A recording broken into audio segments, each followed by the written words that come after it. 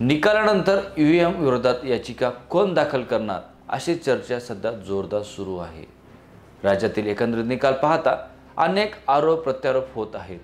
नमस्कार, मी संगमेश्वर लांडगे आणि आपण पाहतात राजमुद्रा न्यूज लाईव्ह। राज्यातील विधानसभा निवडणुकीचा निकाल लागला आहे। यामध्ये महायुतीला भरघोस यश मिळाले आहे।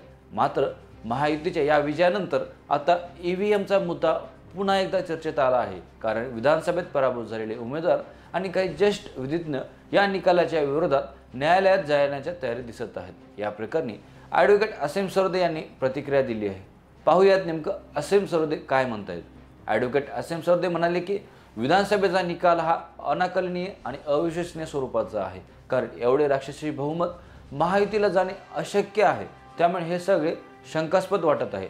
लोक कुणाला मतदान करतात आणि ते नेमकं कुणाला मतदान मिळत आहे या निकालाच्या विरोधात अनेक लोकांनी न्यायालयात जायचे देखील ठरवले असल्याचे ते म्हणत आहेत।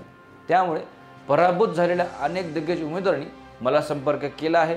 याशिवाय आता काँग्रेस, राष्ट्रवादी शरद पवार गट आणि शिवसेना उद्धव ठाकरे या पक्षाचे पराभूत उमेदवार देखील आहेत। या सर्वांनी या संदर्भात याचिका दाखल केली पाहिजे। तसेच उमेदवारच नाही तर मतदार देखील या निवडणुकीला चॅलेंज करू शकतात। तसेच यंत्रणांचे शुद्धीकरण आपण न्यायालयात जाऊन करू शकतो असे असीम सरोदे यांनी सांगितले आहे।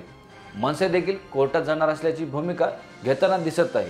मनसेचे नेते दिलीप धोत्रे ईव्हीएमच्या विरोधात हायकोर्टात दाद मागणार असल्याची माहिती मिळत आहे। कारण दिलीप धोत्रे यांनी ईव्हीएम मशीनमध्ये गडबड झाली असल्याने मतदान कमी झाले असल्याचा थेट आरोप केला आहे।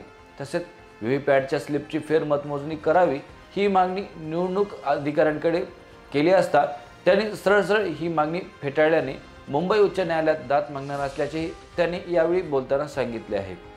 आपण हा व्हिडिओ कुठल्या मतदारसंघातून पाहताय कमेंट करून नक्की कळवा। आणि आपल्याला काय वाटतं, खरंच ईव्हीएममध्ये घोटाळा होऊ शकतो का, किंवा महाराष्ट्राने जो जनमत दिला आहे तो रिझल्ट आला आहे, नक्की आपल्याला नेमकं काय वाटते कमेंट करून कळवा। आणि पाहत रहा राजमुद्रा न्यूज लाईव्ह। धन्यवाद।